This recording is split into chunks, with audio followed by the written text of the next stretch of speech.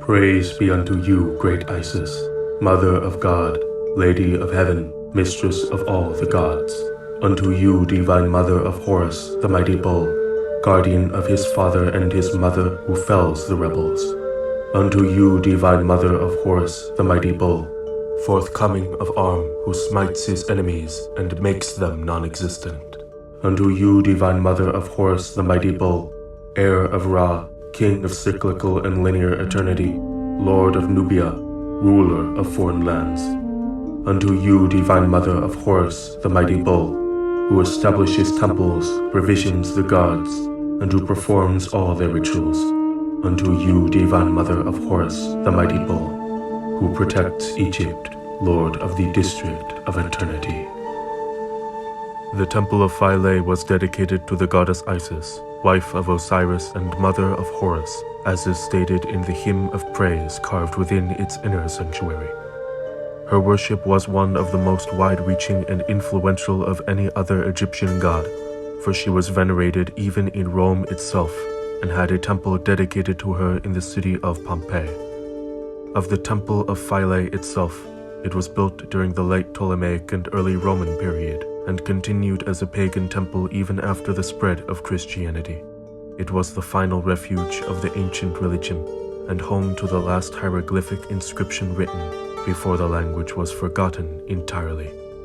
It wouldn't be until the reign of Justinian that the temple would officially close, and yet the temple still persisted, converted to a Christian church, and rededicated to Saint Stephen and the Virgin Mary, the Mother of Christ, just as Isis was the mother of Horus, the god.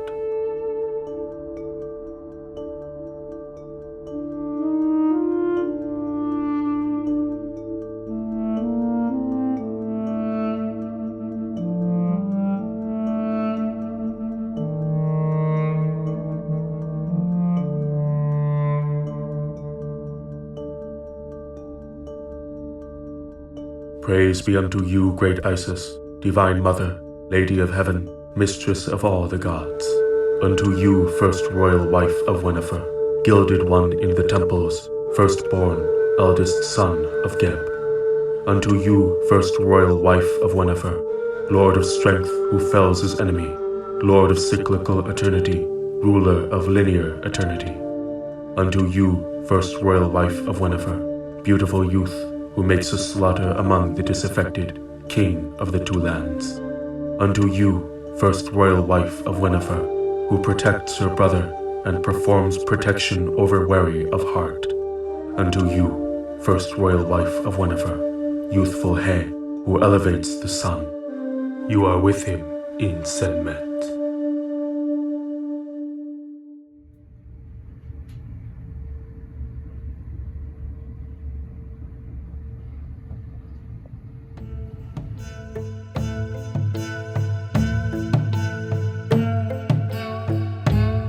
From the Middle Kingdom Hymn to Sobek on the Ramesseum Papyrus number 6. Hail to Sobek of Shedet, open be the face of Rahes the gracious, Horus who is in the midst of Shedet. O appear Horus upon the rivers, rise high Sobek who is in Shedet, Ra Horus, mighty God.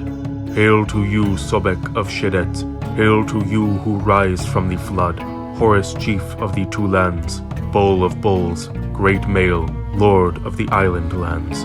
Geb has provided you with your sight, he has united you with your eyes, strong one, your strength is great. May you go through the lakeland, traverse the great green, and seek out your father, Osiris. Sobek, the crocodile god, deemed in the former hymn as great of the chase, sharp of teeth, ruler of the rivers, and phallus of the gods, was also closely associated with the falcon god Horus, being named twin of Ra, and great luminary who came forth from the flood. His worship became prominent during the Middle Kingdom, especially within the Fayum oasis, known in ancient times as Shedet, in northern Egypt, and continued well into the Roman period. It was during the Ptolemaic period that the temple of Kom Ombo was built, unique in that it was dedicated to both Sobek Ra with Hathor and Khonsu, as well as Horus the Elder with Ta-senet-nofret, a wife of his, and their son, Paneb-zawi. Additionally, Sobek, due to his aggressive nature, was considered a patron of the army, and on one of the temple's inscriptions, it reads, "This altar was dedicated to King Ptolemy and Queen Cleopatra his wife, the gods Uergete, and to Sobek the very great god, and to the gods who share the temple with them, by the infantry and cavalry forces stationed in the Nome, and by all the other men, on behalf of Menandros, son of Mikros." The Ptolemy mentioned is Ptolemy VIII Euergetes, the benefactor who was nicknamed Fatty, though the temple itself was begun earlier, in the reign of his predecessor and elder brother, Ptolemy VI Philometor. Of Ptolemy VI, who died in battle in 145 BC, the historian Polybius, a contemporary, describes him thus: "A man who, according to some, deserved great praise and abiding remembrance, and according to others the reverse. If any king before him ever was, he was mild and benevolent, a very strong proof of which is that he never put any of his own friends to death on any charge whatever, and I believe that not a single man at Alexandria either owed his death to him. Again, though he was notoriously ejected from his throne by his brother, when he got a clear opportunity against him in Alexandria, he granted him a complete amnesty. However, in seasons of good fortune and success, his mind grew relaxed and weakened, and he suffered from a sort of Egyptian waste of energy and indolence, and it was when he was in this condition that reverses used to befall him.